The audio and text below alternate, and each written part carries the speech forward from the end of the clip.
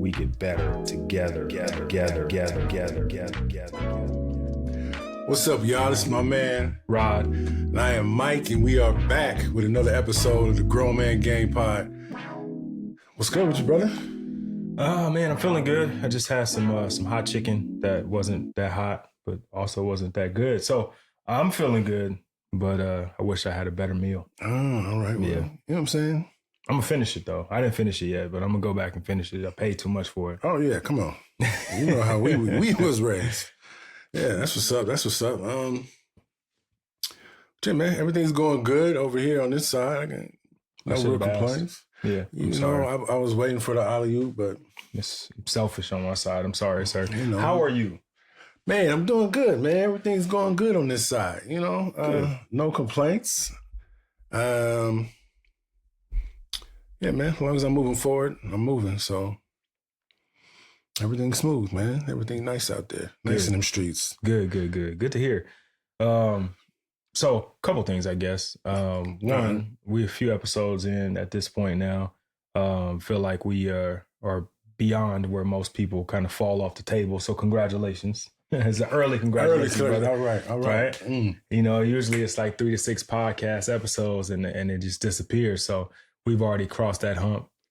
So excited about that. You just told me that, though. I didn't know we had got that far, but I was willing to continue to work. So you guys to get more of us, I guess. You know, once we get past 6, I guess we can't go away now. We in here. We in here. Now we got a commitment. We're about to set the Patreon up. You know what I'm saying? We going, Yeah, buy me some coffee, all that, right? Throw some change this way. Yeah, that's what's up. Yeah, man. So what we getting into, man? What's going on in them streets? What's up with the group chat? So it's something I sent you earlier this week, and I think that it's something that we definitely have to talk about on this podcast for this audience, right? We're talking to grown men, hopefully, right? Hopefully everybody's a grown man or trying to be a grown man and trying to get some game. But the idea of brotherhood collapsing, right? And what that means is like we have the group chat, right? We got people on social media we follow. We got the dudes at work, but those are people that we just kind of touch space with, right? We don't really know them. We don't really have a brotherhood.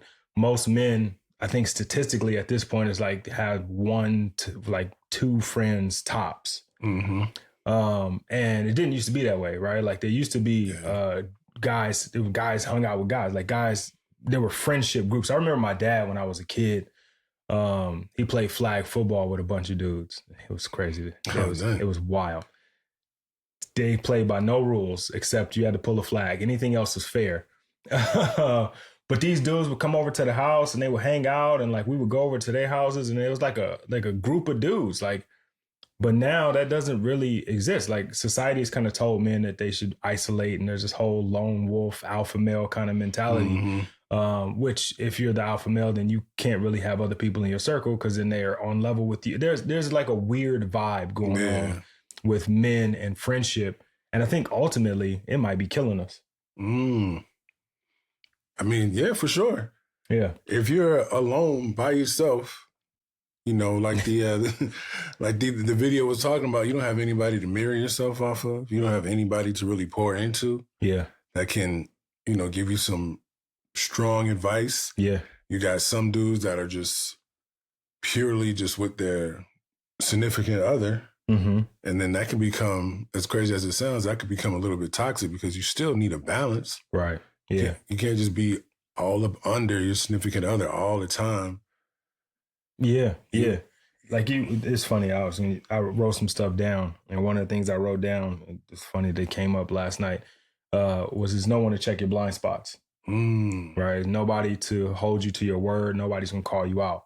Right. And that's kind of like, if I isolate myself, then nobody can tell me I'm wrong. Right. Nobody can call me on my BS. Like there's a little bit of hiding in that. Right. Like we'll say it, or guys will say it, you know, like like the lone wolf or whatever. And they say it as a term of strength or a phrase of strength. But in reality, it may actually be you hiding from your mistakes or hiding from you not doing what you said you would do, right? Not being accountable, not having integrity. And I think it's not like, I want to say guys aren't doing it intentionally, right? Like guys didn't just wake up and say, you know what, the hell with these friends. It's all about me. Right. But I think there's a bit of society that's kind of pushed men towards that. Right. Some of it is social media and the internet being as big as it is and moving as fast as it does. Like, you don't have to check in with people. You don't have to call people. You don't even have to see people, because they'll post pictures, they'll tell stories, they'll write captions. And it feels like, it was funny, we were up in the Bay Area visiting my family, and I hadn't seen my aunt since the girls were probably, I don't know, 2 or 3 and 1 or something like that. Like super little. Yeah, it's been a minute. But she was like, oh, I keep up with y'all. I feel like I know everything about y'all. I feel like I'm right there. And I was like, damn, but you're not. Right. And a lot of our interactions with each other have become that, right? Like, oh, I don't need to check on, I saw him on Facebook. He was cool. He was smiling. Like, but nobody's posting this stuff that like they're really going through on Facebook. No, most people, right? And some people will set up the camera and cry in front of it. But most people are using social media as a highlight reel. And so, you know, when you don't check on somebody because you saw that they had a cool picture, you might be missing that time that they really needed you to be there. And I think, like I said, social media and the internet have kind of pushed us away from each other, even though we have technically now have more contact with each other than we ever had. We don't have any physical or meaningful connections with anybody anymore. Right. I think it's a lack of like mentorships. Yeah. That's happening, because if you're a lone wolf or if you're always by yourself, who's mentoring you? Who's letting you know, like, hey, man, you going left, but you need to go right. Or, hey, you going right, keep going right. It's going to get tough, but just stay to the right. You're going to be all right. You know, there's hope out there. I do believe there's hope out there. But even in our friendship, just having you to mirror off of things that you said, like, you know, taking Tiff out for like a weekend getaway. Like, I probably would not have done that, maybe, but I wouldn't have put that kind of energy into it as much as I did to try to make it happen, had I not talked to you about it and been like, nah, man, you should do that. And then bring Maddie over here. She can stay. We got it. Don't worry about it. Go do it. And seeing, you know, my wife's face light up because I, you know, surprised her with, you know, this weekend getaway. And it was nothing crazy, but it was just, it refreshed. It was intentional. Yeah, it was intentional. It refreshed our, you know, relationship, made her feel, you know, wanted and loved more. So it's like, if you would have told me like, oh, you may need somebody to help you be a better husband. I don't need nobody to help me be no better husband. Yeah. I'm Mike all by myself. What you talking about? But it's real. And that's the lie that society tells you, right? Is that you're supposed to do it all alone, right? Like, your man don't need no help. A man gets it on his own. You get it out the mud, or however you phrase it. But we're supposed to be able to stand on our own 2 feet, right? And be able to get through anything on our own without needing anyone. The problem with that is that's not reality, right? Yeah. Most people, I would say 9 out of 10 people have depended on somebody else to get wherever you see them at, right? There was somebody else there along the way. Very few people have done it all alone, right? And then the problem that we face is that when we try to do it all alone and fail, who do we blame? We just put it back on ourselves, right? Yeah. So it's like, man, I'm not good enough, or I'm not capable of doing this, you know? And so then that kind of turns into this whole like vicious cycle of,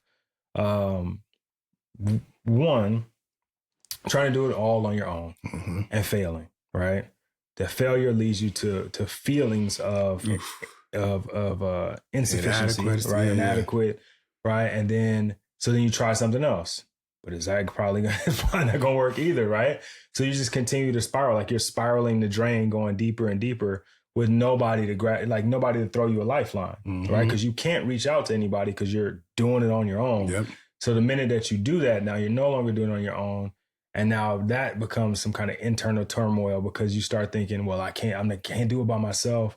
I'm not good. You know what I mean? It just continues to perpetuate itself over and over again. And I think a lot of that kind of leads to this loneliness that men are facing that lead us to situations where we are taking ourselves out, taking ourselves out of the game at a high clip. Yeah. Right. Because if you have no one to turn to, and you're supposed to do it all on your own, but you're failing, well, maybe I should just get out the way. Yeah.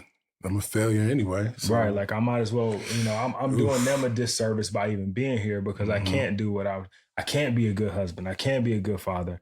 I can't be a good boss or employee. So maybe I should just get out the way. Like I'm failing at all these different things.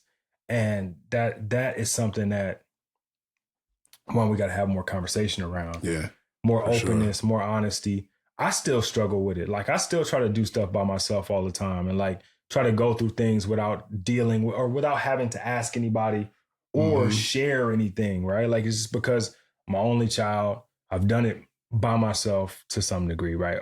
All my life. And so that's what I've been conditioned to. And so I'm forcing me, like physically forcing myself to like open up and do different things because I typically wouldn't. Like I'll just, I can keep to myself. Like I can go a whole day.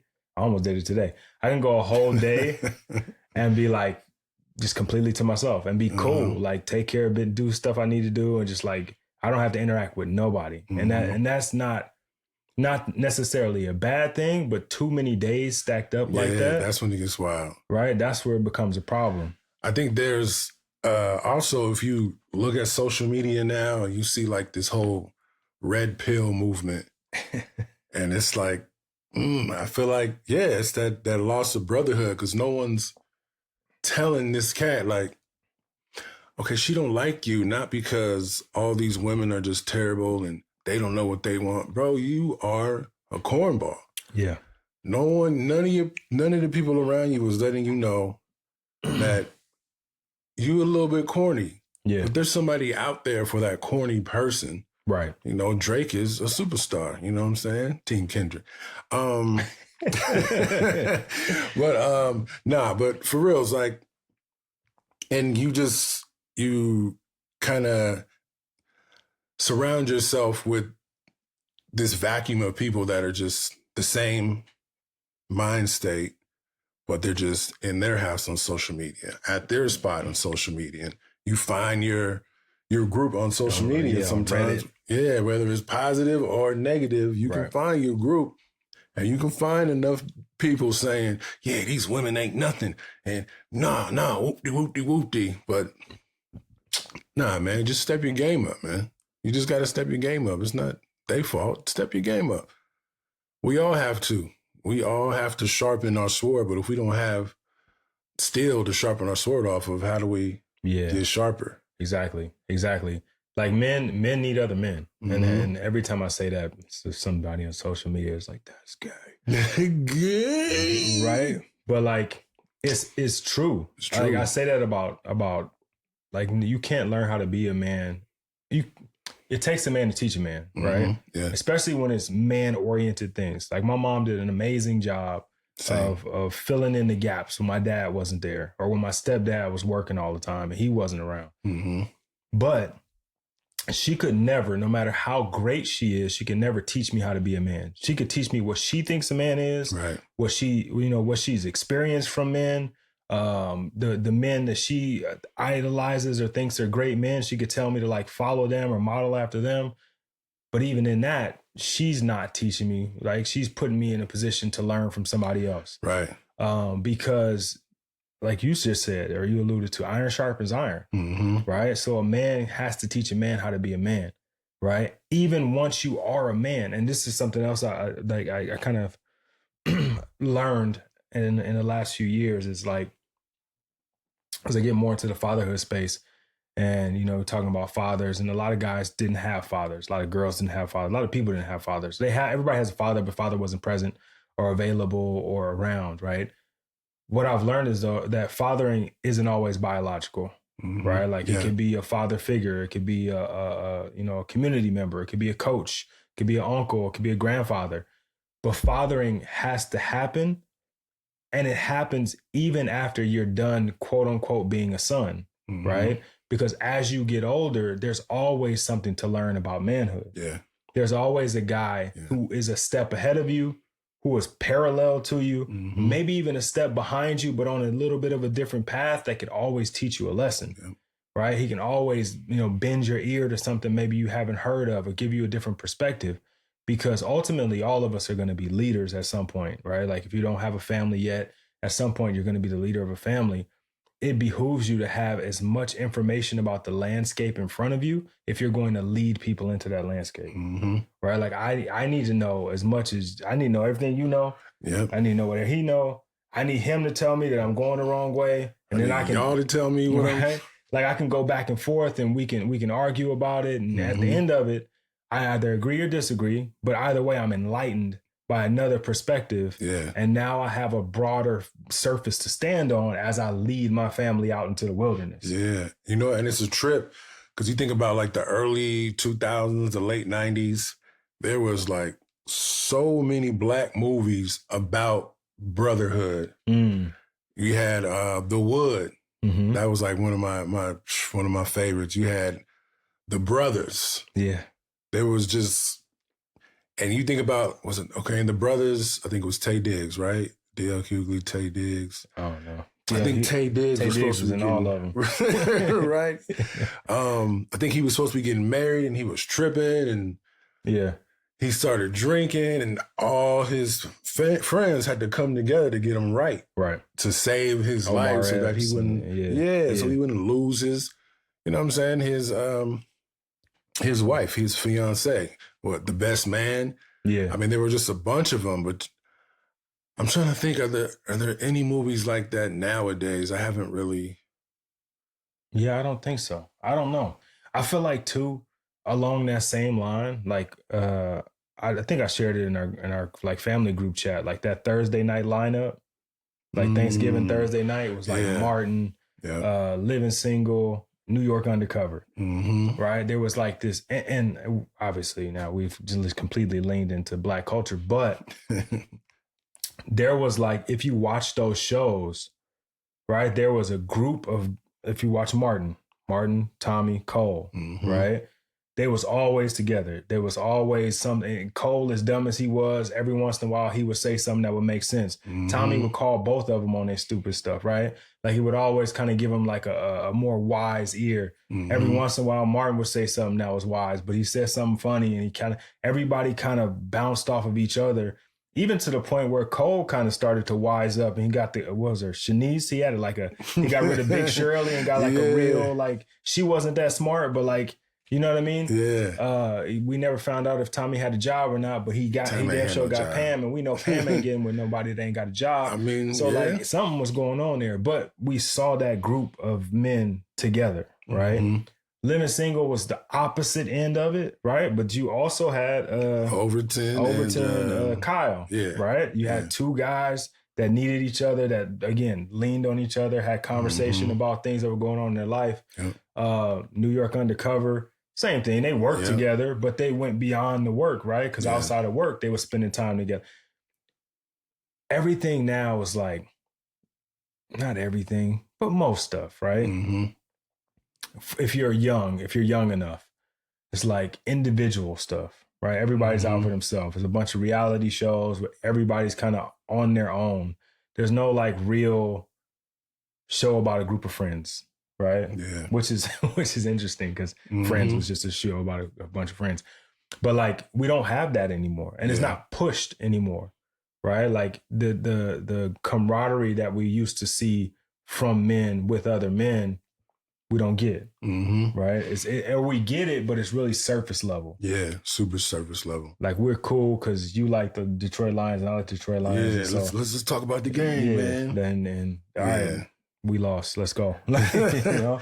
It's a trip too, because I do feel like this is something that I believe for a long time, even before this whole red pill movement came around.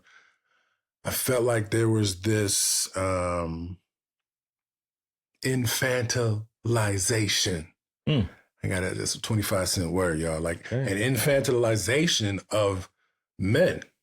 Okay. And to be frank, even for Black men, like you would see, I've seen some prominent brothers on social media, talk about no one has it worse than the Black man. And I'm like, I'm pretty sure the Black woman got it worse than the Black man. You know what I'm saying? But at the same time, this dude is like, we kings, we got to be kings and this and that. And my reply was like, when has a king told the queen that she has it better than him. The king is supposed to be the first one in line to protect, the first one to get ready for war, to get everything together for the battle, talking to the general to, okay, here's the battle plan. Here's what we need to do. We're going to strike here. Let's go. It's never been put the queen on the front line, put the women on the front line, and then we're going to get to the back. And because we got to protect us. We are the man. The man is most important. We got to be protected. What? Nah, brother, But it's happened a lot. I've seen even women be like, treating their sons like they're little princes and or even more princesses, where it's like, oh, you are the glory of the world, and I gotta make sure you are the glory of the world. And I think there's a difference between building confidence in a young man and then weakening a young man by not allowing him to have responsibilities, not allowing him to learn how to cook for himself, not allowing him to take the trash out or cut the grass, or just understand that here's the responsibilities that's going to come with you as a young child, and that's going to take you into being a young man, and that's going to take you to being a grown man. Far too often, I'm seeing a lot of us as men just be looked upon and treated as if we can't figure it out or we need to be protected. My job is not, I mean, my wife does protect me, God bless her, right? But my job is to protect her first. If someone busts up in the house, I'm not going to be like, I'm the man, let me get to the back because I'm most important. Baby, go handle it. Nah, man, nah. So I just kind of feel like there's been this movement of just this infantilization of like, we are just too childlike to be able to take control and be in the front line. And I'm wondering if that is a symptom of a lack of brotherhood. Because you think about the Black Panthers, the whole civil rights movement, the brothers was out there. Mm-hmm. There was no, we got it worse than everybody. We need to be protected. Stop the police from killing us. It was like, these police is killing us. So let's go and arm ourselves, or let's go and talk to the mayor and do some petitions, and let's go to Selma. We're going to walk and, what I'm saying? Just these things. It was just never, someone needs to help us. Why don't we get help? We working so hard. We need help. We all alone out here. We come on, man. Brotherhood. I got a couple things from that. One is a question, and is do you feel like that might be a trauma response where Black men and Black women, especially Black women, because just as a mother, like you're nurturing, you want to care for, you understand that the world is not going to be kind to your son, right? And so you try to provide for him all of the creature comforts. Yeah. In the absence of a man in the house, which is unfortunately a large percentage, just overall, not just Black people, but overall. So it's like, okay, I need to protect you because I'm realizing myself now, without a man in the house, how important a man can be. And if I don't protect you, you won't be a man for somebody else. And it may not be conscious, right? Yeah. But it's like, you're so important. Like, I'm realizing how much I'm not getting by not having this man in the house. So I need to nurture this little man that's in the house. You know what I mean? Yeah. And I wonder how much of that trauma response is like kind of keeping that cycle going. The other part is, I do think that there are certain people who are built for certain things, right? Like I think Black Panthers, the male contingent of Black Panthers were a different grouping of men. Because I would say, because not everybody was a Black Panther, right? Right, for sure. So obviously there were men in the community, the same community, who were experiencing all the same things, who were just like, hey man, this is just the way it is. We're just gonna roll with it. This is terrible. Or there's probably some dudes that was actually saying, hey, this is terrible. Somebody needs to help us. And then somebody was like, yo, I got it. Like we would form a group. I think, I don't know that that's like a new thing, right? I think it's a bit more obvious. I think it maybe is a bit wider spread because of its acceptance, right? Like I don't think I think it was kind of met with resistance at that time, right? Like, somebody help us. That kind of defeated mentality might have been met with more resistance then. Now it's like, everybody's entitled to their feelings and their opinions. And so if you feel that way, we got to kind of let you feel that way. And so, as a matter of fact, if you feel that way, you should probably get on social media and tell everybody you feel that way. And be as open and honest as you can, because we don't want to we don't want to cancel you or put you, you know what I mean? Like we're so allowing of it now, that it's easier to for those versions of us as men to be heard or to be seen, right? Because nobody knows those guys. I'm 100% sure there was dudes that was saying exactly that then, but no one knows their name. The names are the guys who stood up and said, "Hey, I'm not standing for that," right? Like this is what I need for my community. This is what I need for my people. And so those guys stand out in history, right? Like the movie Achilles was like, "This is why nobody will remember your name." Like that. You're dead. Even that though, like that was whatever BC, right? And he was even saying it then. It's not real. I don't think he actually said that, but just in the movie sense, that said at that time, cowering or running away is why no one will ever remember your name. So that existed even then and still exists to this day. I just think they've been given a platform to say that. And then because we're all inclusive at this point, right? Now we got to be okay with it, right? Even the cowards got a platform. You have to let them have it. I mean, yeah, for sure. Because they'll get together. Yeah. Right. And that's the crazy part is people will get together to attack you for saying that they need, I don't even know how to phrase that. Cause you said cowards. Mike might not be on the next episode, guys. I hope you guys enjoyed him. I'm sick of you cowards, man. All right. Nah. Don't write your letters to me. Address it to Mike. Catch me. Nah. Okay. So when I say coward, I don't mean like a person that's open with their emotions, a person which is, I think is another symptom of us not having enough brotherhood, where we're not allowed to express our full emotions because we don't have that full confidence as men like we should have, because we're not doing it with each other enough. So if you don't got to express your emotions even to yourself, well, I'm going to express my emotions to the world, heck, to my wife, to my girlfriend. You crazy? No, I'm tall, dark, handsome, stoic, no curves, straight edges. Nah, man.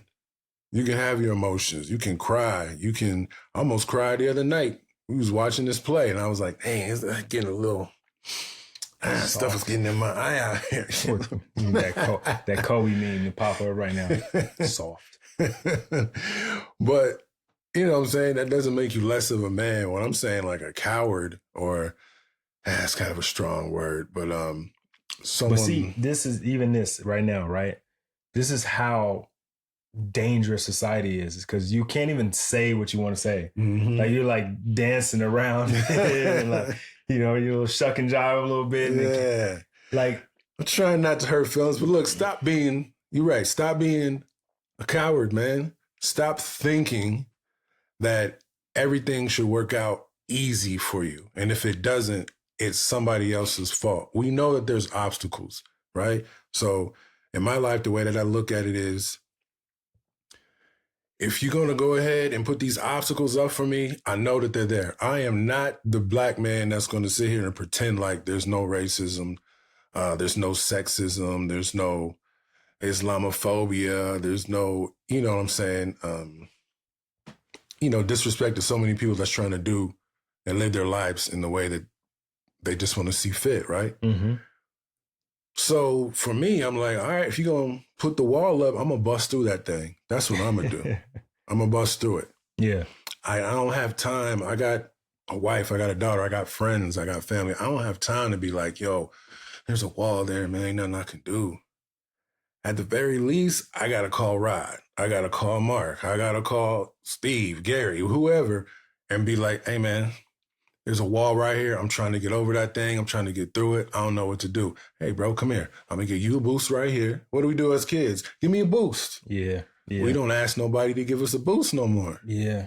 We need that brotherhood so we can get back to giving each other a boost. And it don't make us weak to get a boost. It makes us smart to have friends that can give you a boost. Yeah. Let's get to it. I like that. You know, it's something that happened to me maybe last year, 2 years ago. I was at the gym and working out, and it's an older dude that's there, and I feel like he used to maybe be a power lifter, but now he's too old for that. Like he ain't trying to kill himself, but he's still being there lifting like a ton of weight. And I don't know if he was squatting or he was benching, I think. And he had a lot of weight on. I don't remember. It was more than 315, so it was a lot of weight. It's an older dude. So he asked me, could he get a spot? So I go over to spot him. He's like, I got like 3-5 reps, something like that. And, you know, I was like, all right, I'll give you a lift. He's like, no, don't worry about it. I'm like, all right. So I'm looking at the weights on both sides. Like, okay, all right. So he unracks it and he reps out his set and racks it back. And I was like, bro, you didn't need a spot. He was like, yeah, I did. He was like, you don't need a spot because you're weak. You need a spot because you're strong. And I didn't make sense. Before he said that, it didn't make sense. And once he said it, was like, boom. Okay. So he asked for a spot, knowing that it was dangerous for him to be as strong as he was. Not because he was weak and that he didn't think he can do it. It was because he needed to make sure that his strength was supported. And I think a lot of times we go through life thinking like, if I ask for help, it's going to make me look weak. But in reality, it's like you talk about that wall. That wall is something that, like, whatever it is something that a lot of people are probably struggling with. For sure. And you're going to attempt to knock it down, then damn right you need some support, right? As you breaking through the wall, I might need to clear some bricks out of the way. I'm not. You still gonna break the wall down. That's your job. But let me get this brick out the way. Let me push you in the back a little bit. You know what I mean? Let me. We get them bricks out there. Right? Get them bricks out the way. Or if you running at it face first, I might say, hey, use your shoulder. Like, you got to save your face. Like, knock yourself out. It might be little things that we get from somebody. It's not like I'm asking you to carry the load for me. And I think that's the idea, is like, oh, I don't need no help. I could do it by myself. Yes, you probably can. And you also could probably drive a car with just your feet, but you probably shouldn't. Like, it's not a good idea. It don't make no sense. Like, you can, like, I used to do it when I was on the freeway. Like, I could push the pedal and like use my knees to move the wheel. And I got kids now, so I don't do it anymore. It's just not a good idea. Right. But like, I still do it with kids. Some crazy risk taking. But there's a lot of things like that where we don't look at maybe the bigger picture, right? And we get so fixated on like this whole idea of maybe at the end of it all being able to say I did it by myself. And maybe that's the medal that we want or the honor that we want.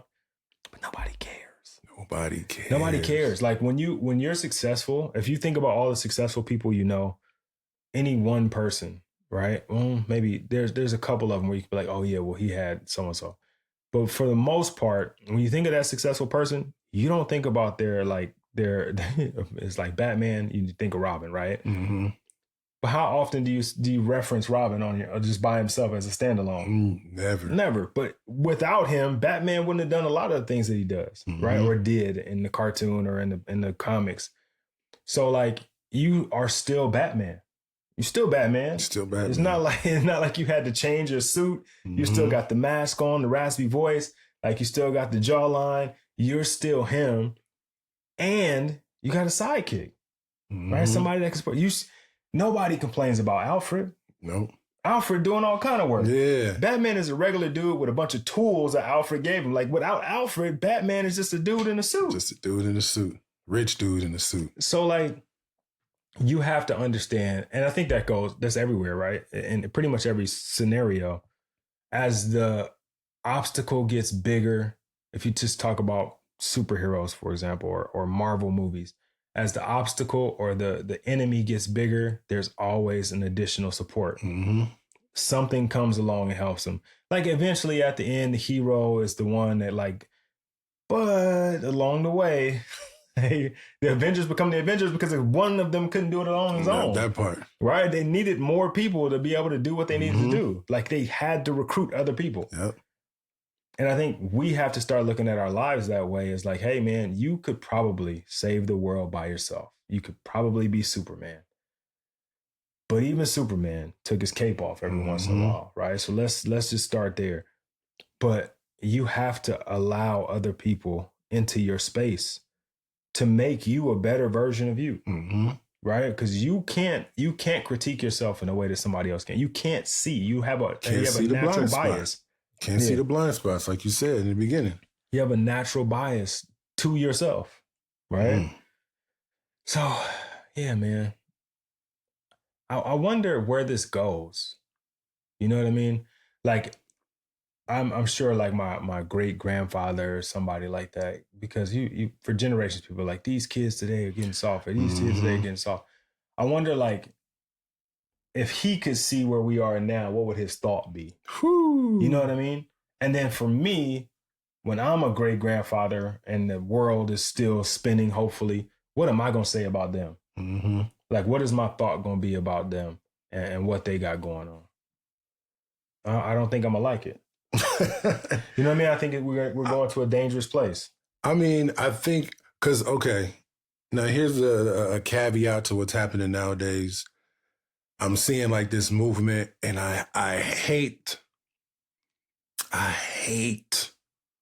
with the passion. When I was a kid, my mom would put me in these shirts, these sweaters. They were called quarter zips, and I hated them. I still hate them. But this movement that has happened with these young brothers, I'm liking it, man. I'm liking it. I'm liking where they're going with it. I'm liking it that it's not purely just about how they dress. It's about the health, the food they put in their bodies, the way that they treat the opposite sex or significant others, the way that they're treating their elders. There's just like a aura of, we need to be more organized. We need to be more respectful. We need to be men. And it is showing like they're coming together, and it very much is like a new brotherhood. And I hope it sticks. Yeah, me too, man. I hope that brotherhood doesn't completely collapse or implode on itself. I hope that it's more like a phoenix, right? Like it's got to die to be rebirthed. There you go. And I think that you know, the world as we know it hopefully doesn't have to die to be reborn. But I think there's cycles, right? There's cycles. There's something my dad used to tell me when I was little.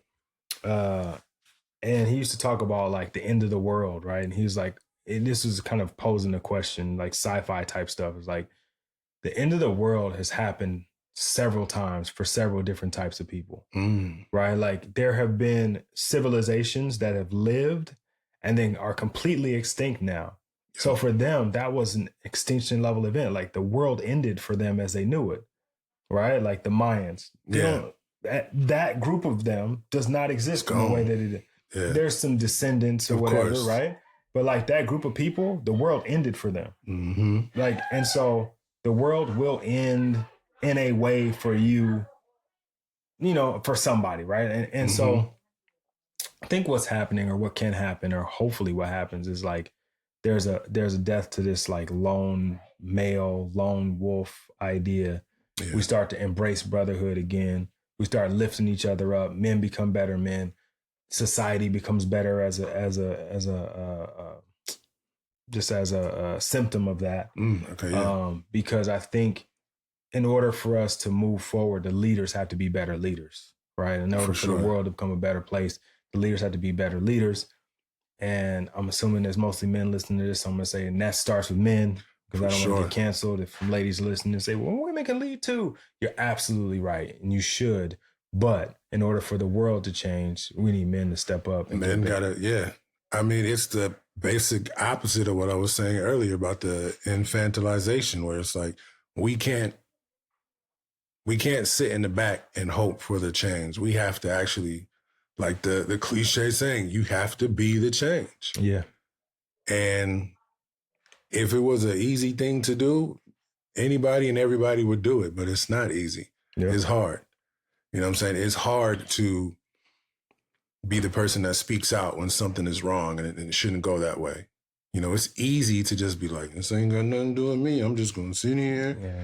It's Kick hard. the can down the road. Yeah, it's hard to be like, hey, dog, don't talk to her like that. That's not how you speak to a woman. What are you doing? It's hard. Even in your friend group, someone would say, ha ha, these hoes. And you're like, hey, come on, man.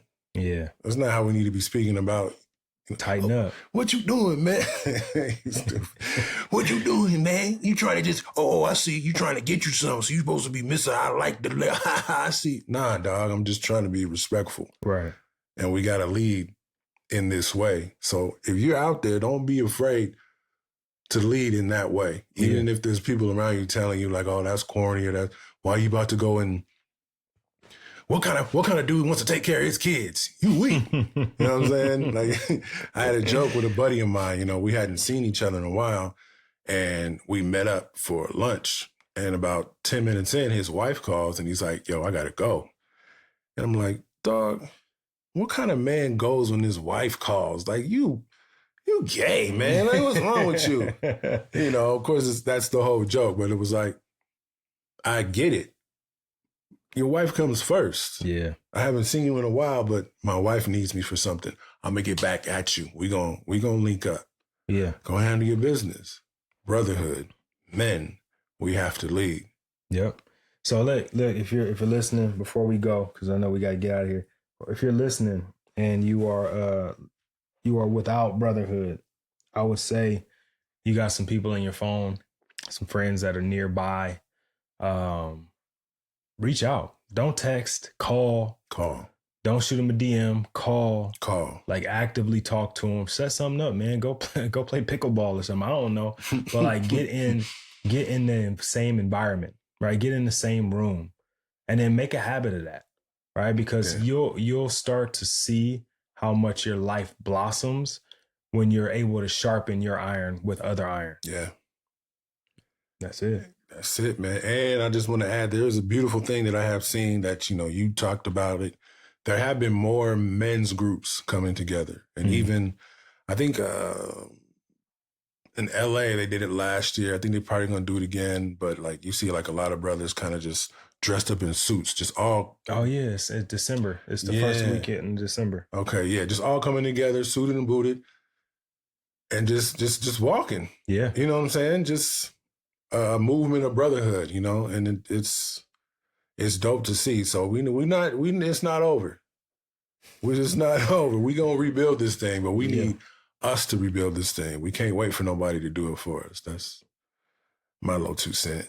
You know what I'm saying? All right, y'all. Appreciate y'all listening. Appreciate you tuning in. Hey, if you liked it, make sure you subscribe. Make sure you share. We're talking about brotherhood. Make sure you share it with a brother. Somebody that needs to hear it. Share it on your social media or wherever you're listening to it. Mm-hmm. Make sure you extend it past your ears to somebody else's. For sure, man. You can go ahead and catch us on IG. We are, you can go ahead and email us. Where can they email us at, Rod? The Grown Man Game Pod at gmail.com. You can find us on Instagram at the Grown Man Game Pod. And I think that's it for now, right? We didn't really got into tic-tacking yet. No tic-tac is. But yeah, y'all. All right, fellas. Next time. Grown Man Gang. GMG. What up, Rod?